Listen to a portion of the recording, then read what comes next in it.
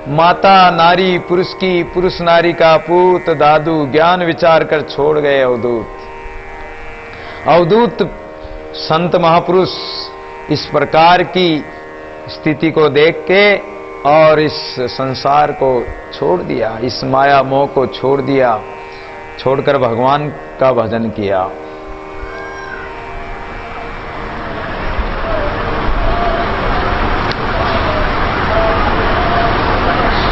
तो एक बनिया दुकान पे बैठा था। अब दुकान पे बैठा था तो बनिया के दुकान के बाहर एक बकरी का बच्चा बार बार उस बनिया की गोद में जाकर बैठे। बनिया उसको धक्का दे के बाहर निकाले, फिर जाके वो तो गोद में जाके बैठ जाता, फिर धक्का देवे, फिर आ जावे। संत आ गए, संतों को देखकर प्रणाम किया, बोले महाराज, विराजमान करके बोला महाराज मैं तो परेशान हो गया हूं। किससे? कि महाराज ये बकरी का बच्चा बार बार मेरी गोद में आके बैठता है, मैं इसको इतना समझाता हूं, मारता हूं, पीटता हूं, फिर भी वापस भाग के मेरी गोद में आके बैठता है। तो बोले सेठ जी तुम्हारे कोई बच्चा मर गया था?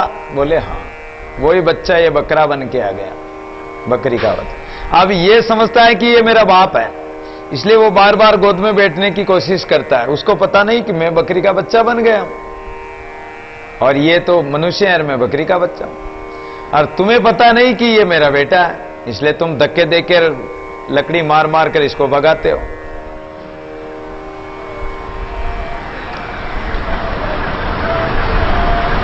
एक कोई भैंसा राजा के श्राद्ध में पानी भर रहा था। अब संत मिल गए, रास्ते में जा रहे थे, संतों ने देखा कि अरे ये देखो भैंसा। लोगों से पूछा कि भाई क्या उत्सव मनाया जा रहा? बोले कि राजा का बरसी मनाई जा रही है। जो राजा पहले था वो मर गया, तो हर साल वार्षिक बरसी मनाते हैं, तो बरसी मनाई जा रही है। तो बरसी में क्या बनाया कि मालपुए बनाए। पानी कौन भर रहा है? कि महाराज ये भैंसे के द्वारा हम पानी ले जा रहे हैं, कुमार पानी भरता है। तो बोले कि वो राजा मरकर कहां गया? महाराज हमें क्या पता, कि वो राजा बनकर ये भैंसा बना है, और राजा की बरसी में स्वयं ये भैंसा पानी भर रहा है। अरे इसको तो एक मालपुआ ही नहीं खिलाएंगे, इसके नाम से मालपुआ बनाए, लेकिन इसको तो एक मालपुआ भी नहीं देंगे। तो संसार में ऐसी गति है, जीव पूर्व जन्मों में कौन थे, क्या बने, कोई पता नहीं। ब्रह्मा विष्णु महेश सुर नर ऊर्जाया, विष का अमृत नाम दर सब किनु खाया। ब्रह्मा हो चाहे विष्णु महेश्वर हो, सुर देवता हो, मनुष्य हो, सब इस विषय वासना में माया में उलझे हैं। विष का अमृत नाम धर, जो जहर है संसारी प्राणी, उस जहर को भी क्या कहते हैं कि अमृत तुल्य है। जहर खाते हैं हलाल और कह रहे हैं कि ये तो अमृत तुल्य है। उस विषय हलाल जहर को खाते हुए अमृत का सा अनुभव करते हैं, लेकिन वो अमृत नहीं, वो तो विष है और विष मारेगा। सब खा रहे हैं। दादू माया का जल पीता व्याधि होई विकार, सहजे का जल निर्मला प्राण सुखी शुद्ध सार है। अगर आप गंदा जल पीओगे, कीड़े पड़े हैं, गंदगी पड़ी है, कचरे का और पूरे गांव की नालियों का पानी जाए, उस पानी को पीओगे तो क्या तुम्हारे रोग नहीं होगा? कोई अवश्य रोगी हो जाओगे, बीमार हो जाओगे, विकार हो जाएगा। उसी प्रकार माया का गंदा जल पी रहे हैं तो बीमार क्यों नहीं होगे? ये जन्म मरण की व्याधि क्यों नहीं होगी? व्याधि का रोग लग जाएगा, जन्म मरण का रोग छूटेगा नहीं। सहजे का जल निर्मला, जो राम नाम रूपी अमृत का जो जल है, संतों के मुखारविंद से जो सहजा झरना बरस रहा है, झरना टपक रहा है, झरने का पानी बह रहा है, उस सत्संग रूपी जल का जो पान करोगे, सत्संगा अमृत का पान करोगे, नाम रूपी अमृत का पान करोगे, तो प्राण सुखी शुद्ध सार, तुम उस प्राणनाथ परमात्मा को प्राप्त करके और शुद्ध स्वरूप सार स्वरूप परमात्मा को पालोगे। जीव गईला जीव बावला जीव दीवाना होए, दादू अमृत छाड़ कर विष पीवे सब कोय। जीव गैला हो गया, बावड़ा हो गया, इसलिए ये माया में इतना दीवाना हो गया कि इसको पता ही नहीं कि जहर है या अमृत है। तो वो अमृत को छोड़कर क्या खा रहा है? विषय रूपी विष को पी रहा है। माया मेली गुणमय दर दर उज्जवल नाम, दादूमय सबन को सुर नर सभी ठाम है। माया के कारण जो गुण थे वो गुण तो हट गए, जो अच्छे गुण थे वो भी मेले हो गए, मन मेला हो गया। राम तेरी गंगा मेली हो गई। तो ये मन रूपी जो पवित्र गंगा के समान मन था, स्वच्छ था, वो मन मेला हो गया, वर्तियां में मैली हो गई। दर दर उज्जवल नाम, नाम चाहे अच्छा रख लो, सुख राम नाम रख दो, लेकिन सुख कहां है? कलेश ही कलेश। नाम तो ऊंची दुकान फीके पकवान, नाम नैन सुख, और एक आंख से दिखता ही नहीं है, या आंखें नहीं, तो नैन सुख नाम रखने से क्या होगा? दादू मोए सबन को सुर नर सभी ठाम, सब इस में मोहित हो गए हैं, इसने मोहित कर दिया है, सुर देवता सब जगह। विष का अमृत नाम दर सब कोई खावे, दादू खारा ना कहे हो चर जावे। और सबसे बड़ी बात तो ये है कि प्रगट में जहर दिखाई दे रहा है, लेकिन उसको भी अमृत का नाम दर कर सब लोग विष को खा रहे हैं, और खारा होने पर भी खारा नहीं मान रहे हैं उसको। कहे यूं अचरज आवे, हमें बड़ा अचरज आश्चर्य होता है। दादू जे विष जारे खाए कर जनी मुख में मेले, आदि अंत पर ले गए जे विष सो खेले। जो विष खाकर भी और उस विष में ऐसे डूबे हुए हैं और मुख में मेलते हुए आनंद से कह रहे हैं कि हमें तो बड़ा तृप्ति मिल रही है, लेकिन अंत उनका परिणाम क्या होगा? अंत प्रलय गए, वो तो प्रलय में ही जाएंगे, अर्थात नष्ट ही होंगे, जन्म जन्मांतर में 84 में ही जाएंगे। जो विष से खेलेंगे तो वो तो उनका तो मरण निश्चित है। जिन विष खाया ते मुए क्या मेरा तेरा, अग्नि प्राय अपनी सब करे निबेरा। जहर चाहे अपने घर में पड़ा हुआ हो, चाहे कहीं दुकान से लाकर खाओ, जहर तो चूहे को मारता ही है। ऐसे ही जहर चाहे आप खाओ चाहे किसी को खिलाओ तो मारेगा ही, अपना हो चाहे पराया हो। दादू जन विष पीवे बावरे, दिन दिन बाडे रोग, देखती मर जाएगा तजवीसिया रस्ब हो गए। इसलिए इस विषय रूपी विष को बावड़े मत पियो, नहीं तो दिन दिन तुम्हारे शरीर में रोग बढ़ते जाएंगे, और देखते देखते कितने मर गए, तुम भी मर जाओगे। इसलिए इसका त्याग कर दो। अपना पराया खाए विष देखती मर जाए, दादू को जीवे नहीं भोरे जनी खाए। देखते देखते सब मरते जा रहे हैं, मर रहे हैं, फिर भी इसको खाते जा रहे हैं। ब्रह्म श्री का कर माया सो खेले, दादू जी दिन दिन देखता अपने गुण मेले। ये जीव ब्रह्म परमात्मा का अंश है, परमात्मा का स्वरूप होकर भी जब ये माया का संग करता है तो ये दिन दिन सबके देखते देखते अपने ब्रह्म स्वरूप को भूल जाता और माया के गुण में ही मिल जाता है। माया फिरत लगाम ले, तपस्वी गरियो भेक, बन सेवगनी ठग लियो एडे दई कई देख। एक संत अहंकार करता था कि मैंने माया का त्याग कर दिया, मैं त्यागी हूं, तपस्वी हूं, भजन करता हूं, माया मेरा कुछ नहीं बिगाड़ सकती। अहंकार कर लिया। अब परमात्मा तो परीक्षा लेते हैं। अहंकार कर लिया तो थोड़े दिन बाद जब महात्मा उस अहंकार तो करते ही थे, तो एक संत ने कहा कि संतों सावधान रहना, ये माया कहीं तुम्हें लपेट ना ले, कि नहीं नहीं माया हमें क्या लपेटेगी? माया तो हमारी दासी है, हमारा कुछ नहीं बिगाड़ सकती है। थोड़े दिन बाद बरसात होने लगी। बरसात बहुत भयंकर हो रही थी, नदी में बाढ़ आ गई।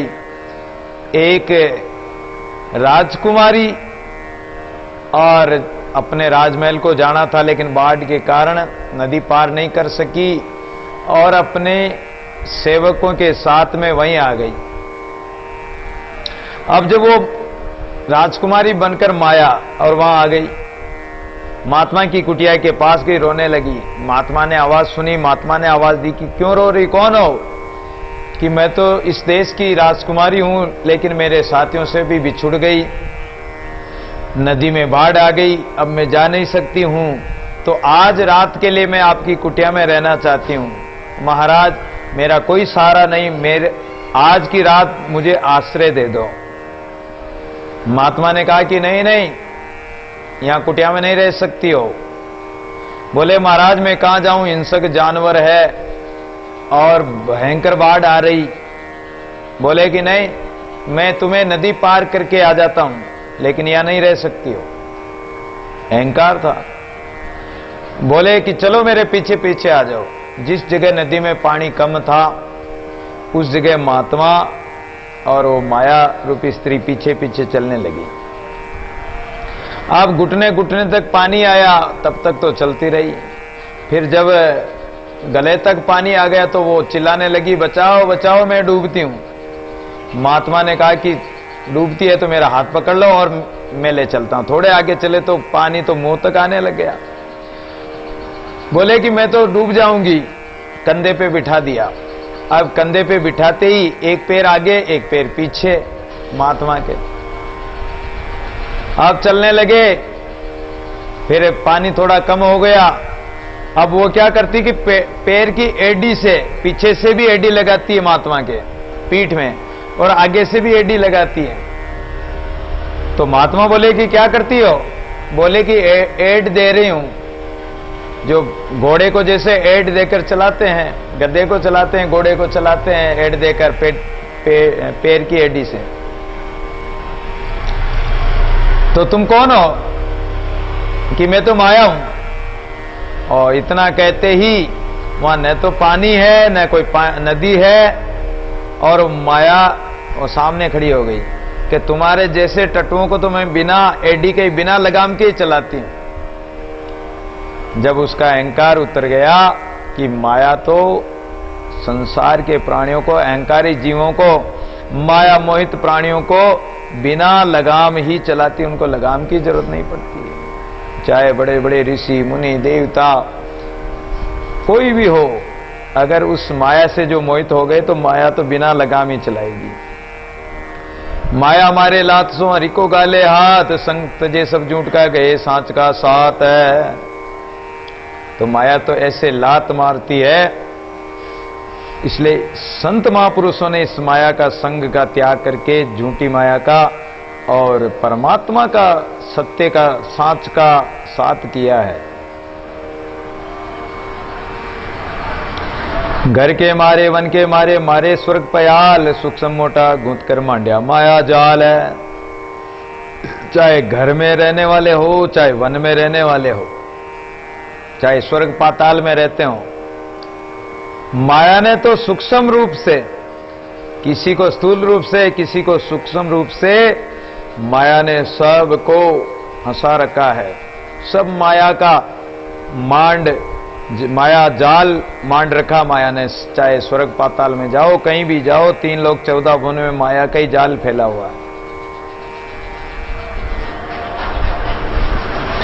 माया रोवत देखी द्विज काशी नगर मजार, पूछी मेरे जाल को गया कबीरा फाड़ है।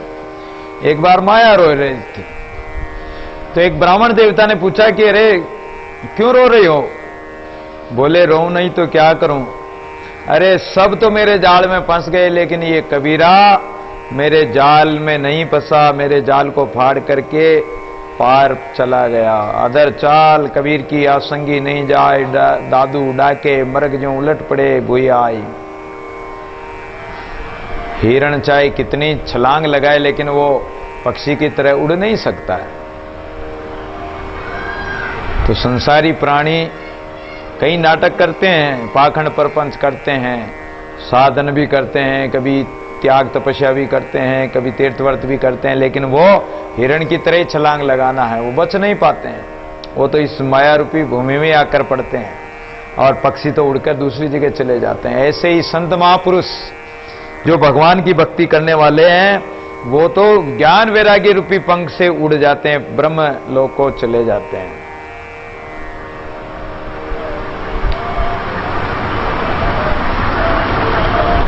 उबा सारम बेट विचारम संभारम जागत सूता, तीन लोक तत् जाल विडारण ता जाएगा पूता। माया